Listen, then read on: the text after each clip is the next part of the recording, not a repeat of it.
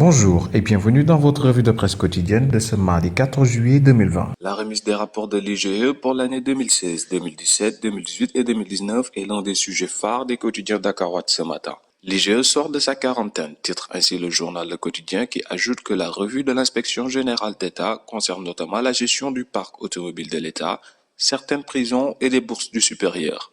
Selon le journal, les inspecteurs généraux d'État indiquent concernant les procédures d'acquisition, de gestion et l'utilisation des véhicules de l'État que les violations des réglementations ne ralentissent pas, bien au contraire. Aussi, les inspecteurs demandent que les sanctions prévues pour ces violations soient appliquées et les textes régissant la procédure réadaptés au nouveau contexte de la disparition de la primature. 80 véhicules prévus en 2018, 882 finalement commandés. Des officiels s'accaparant des véhicules de l'État, d'autres les prêtent à des tierces, souligne le quotidien Vox Populi, lequel dénonce scandaleuse noce sur les véhicules de l'État.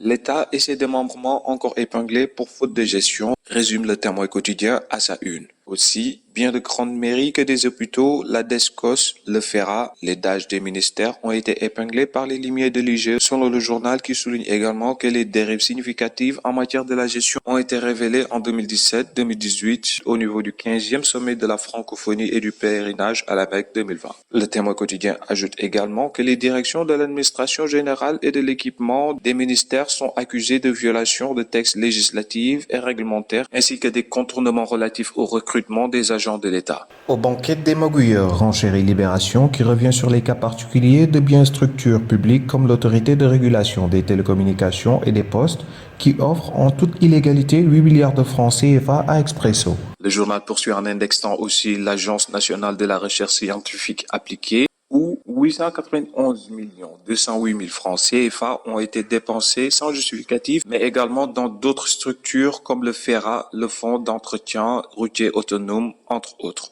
L'IGE a révélé plusieurs pépites dans ses rapports 2016-2017 et 2018-2019 remis au président hier, commente Libération.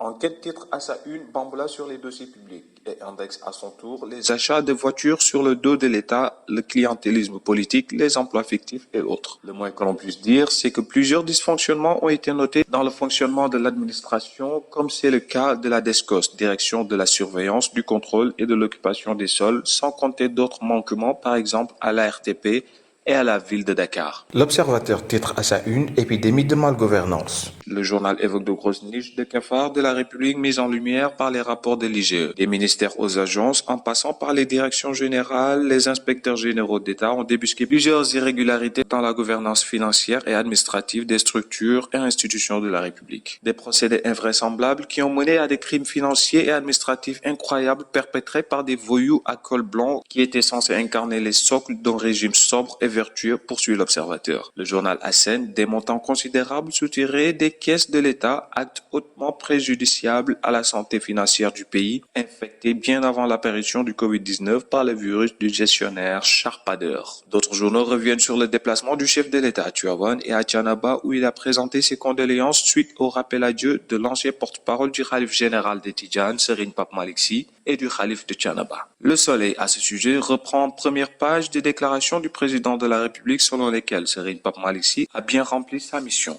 De même, Macky Sall promet son soutien à la cité religieuse de Thiénaba dans la même région suite au décès de son khalife. C'était votre revue de presse sur cette grille. Merci de nous rester fidèles et bonne lecture.